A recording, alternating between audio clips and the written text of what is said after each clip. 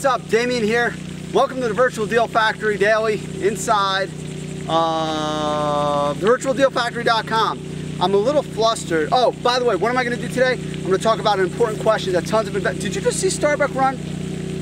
Last time I came to the dog park with Starbuck, I tried to make her run the whole time, and she refused to run, and now it looks like she just ran. I didn't even ask her to. Anyways, today I'm going to talk about something that people ask about a lot right now, which is how do you determine the value of a property in today's market. I'm going to talk about all the different methods and share some insight with that. But before I do, I'm a little flustered. I don't know if any of you out there are botanists, but I just got bit by a plant, and I don't know, in case anything happens, I don't know if you can see that thing right there. I was like trying to mount the camera because I have this new mobile tripod. I was mounting it on a fence, and I don't know, I'm like, what bit me? Now it turned over, and I'm kidding, I didn't die, but it does hurt. Really weird thing, that stupid plant bit me. And apparently I'm having a reaction, so gotta stay high energy, get this episode done just in case I have to go to the emergency room. Anyways, so talking about value of property. Well, let's look at historically where value has come from in determining the value of a property, and then we'll talk about how markets have changed and what that means right now, and specifically for you as an investor doing deals inside the Virtual Deal Factory. How do you determine what's a great way to properly value a property? Well, first of all, let's look back to the market, say 7 years ago.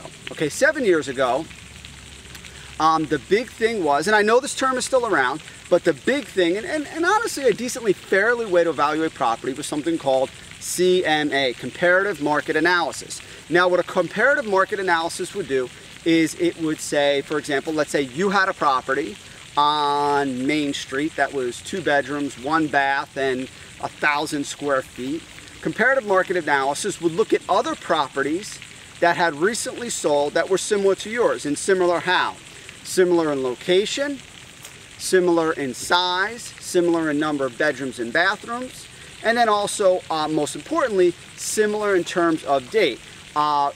Traditionally with a CMA, the sales that are closest to the recent date are what would be used by both the realtors, the buyers, sellers, as well as the mortgage brokers to fairly determine the value of a property. CMA used to work pretty well because you'd be in a neighborhood where, let's say, there were 100 houses in the neighborhood, and every month maybe 2 or 3 would sell, and they were all sort of similar. So it was very, very easy to do a CMA. Everybody kind of knew what something was worth, and when properties were selling in about 30 to 45 days or even 60 days tops, very, very effective way of doing things. Now, what's happened now is the market has changed. Well, now markets for obviously properties are sitting a lot longer, especially traditional properties. Now, people like yourself that understand creative real estate know how to sell properties very, very fast. However, traditional properties are sitting very long. I know my wife and I have looked at a couple traditional properties in sort of the neighborhood we plan to settle down our family, and there are some properties that we've seen that have been on the market for 200, 300, even 400 or 500 days. Now, how does that change things? By the way, this is getting worse. Do you see this? Look at this. Can you, I think, look at that right there. You could actually see it's got height. This is insane. I don't know what this is. If anybody knows what this is, please let me know. It was like a little green spiny thing, and it just clung to me, and then I was like, ah! And I flicked it off, and now apparently I'm having some insane reaction. And I'm here at the dog park by myself. Hopefully Starbuck has Lassie-like skills in case anything happens to me. Okay, so that used to be CMA. Now the problem has become is that properties aren't selling as quickly, especially traditional properties. So if you have a property, you have back again, let's say you have that house on Main Street and you bought it, you're looking to flip it, turn it, on assignment, whatever the case may be. The problem is maybe there's only one other house on Main Street and it sold 12 months ago or even 16 months ago. Well, that's not really a fair comparative market analysis. Why? Because the market has changed. So what does that mean? Well, that first of all means that the traditional CMA going by sales is no longer an accurate way of doing things. Okay? Well, the other thing, and let me just dispel this myth, some people say, well, look at the market. What are other properties being sold for? And that's completely ludicrous. If there are 10 houses on Main Street and they're all up for sale for $200,000 and none of them have sold in 6 months or 12 months, all that means is that none of them are worth anything close to $200,000. So how much something is being sold for also means absolutely nothing. Two other ways we need to look at before we get to the solution. By the way, there's Starbuck back there. I hope you can see her. This is our special day. This is our dog date that we have once a week.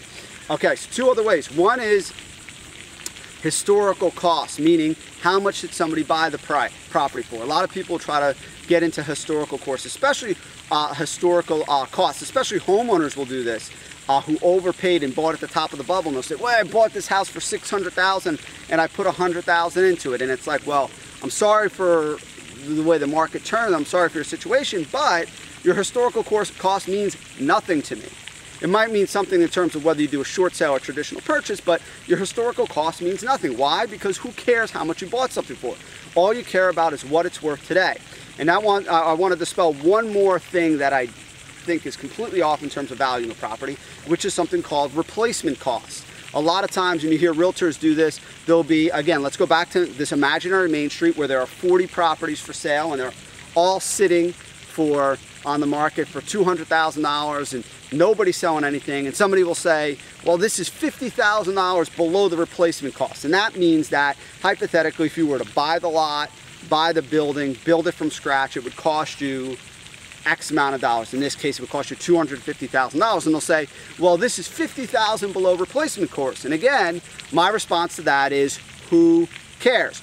Who cares what your replacement cost is? Nobody cares. What people care about is, what is somebody willing to pay? That is the number, especially now in this market, especially in this untraditional market, which is the gold rush for real estate investors who know how to do deals right now, because when you have values that are so fluctuating, that's where people like ourselves who understand creative solutions have enormous opportunities, more so than in a traditional market.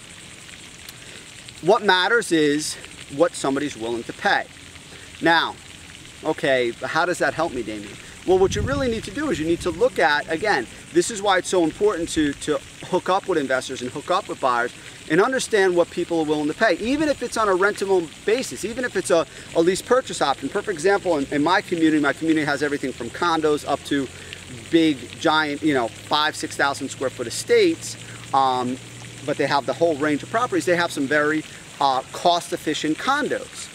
Right, and these condos are selling they're trying to fire sale them at like $50,000 because the whole association went upside down and all these kooky things happen. So the point is, you can go out there and you could say, well, let me find a renter, let me see how much somebody would take a lease purchase option on this property for, what would be attractive, and you see what the market is willing to pay. You ask people what they're willing to pay. You don't just make up a number and then try to convince people that that's how much it's worth. No, you have to start the other way and say, hypothetically, if I could let you rent this place for $500 a month to give you an option to buy it for $60,000 and $2,000 for the option exercise, would you take it? And then you could sit back and say, okay, wow, this would bring me cash flow positive plus the $2,000 down, so on and so forth. This makes sense. This is a good value for the property that I'm willing to pay. The other thing that's really interesting that's worth mentioning, man, this is just getting worse and worse. Anyways, the other thing that's worth mentioning is in terms of short sales is that now there's a lot of short sales going on. And what's happening is, and I just heard this actually from my realtor who lives next door, who works in a lot of distressed properties. She made some sort of an interesting point about how when a property short sales, you can now use that short sale as a comp potentially to convince and persuade a bank to take your short sale offer based upon square footage value. What are you saying, Damian? Well, for example, back again on Main Street, let's say they're all selling for $200 and somebody shorts a house for $150, and you see that the price per square foot is $50 a square foot, you now have leverage to go to a bank and say, well, hey, I'm going to pay you the same amount that house was short sale for, $50 a square foot. Now, does the bank have to take it? No, of course they could reject it, just like a seller can reject it. But you now have a very convincing and persuasive way to validate your offer to a bank by saying, hey, Caldwell Banker just accepted this short sale at $50 a square foot on the same block. I want to offer you the same thing. And again, now you have some weight to that for the bank when you make that short sale offer. So that is value, and that's value in the right now market. Again, right now you need to understand and you really need to embrace this market. It's so important. That's why I'm so glad you're inside the Virtual Deal Factory. If you're not, get on virtualdealfactory.com, because this is a huge opportunity. You know, people, I mean, so many people, you always hear, oh, I wish it was back to before when properties were going up in the traditional market. Let me tell you something, in the traditional market, nobody wants creative solutions. Sellers aren't, very few sellers are distressed. They don't need to sell at discounts. They don't need to sell fast. They don't need to do all the things that give the creative investor an opportunity to help somebody, to bring a creative solution, and to make a lot of money for doing it the right way. So this is the market. This is the market for the creative investor. This is the market for you and for us to help homeowners and make a lot of money and have a lot of fun doing it. So embrace it, check it out, get out there, learn the lesson I shared with you about value today. Don't forget to check out Vinny's Pick of the Week. It's right over there. Vinny's Pick of the Week, something new every single week. Check it out. Starbuck is now playing with another dog's owner, so apparently she might be leaving me. So I gotta get out of here. Virtual Deal Factory Daily, tune in daily, and make sure you're inside the Virtual Deal Factory every day where deals get done. Bye-bye.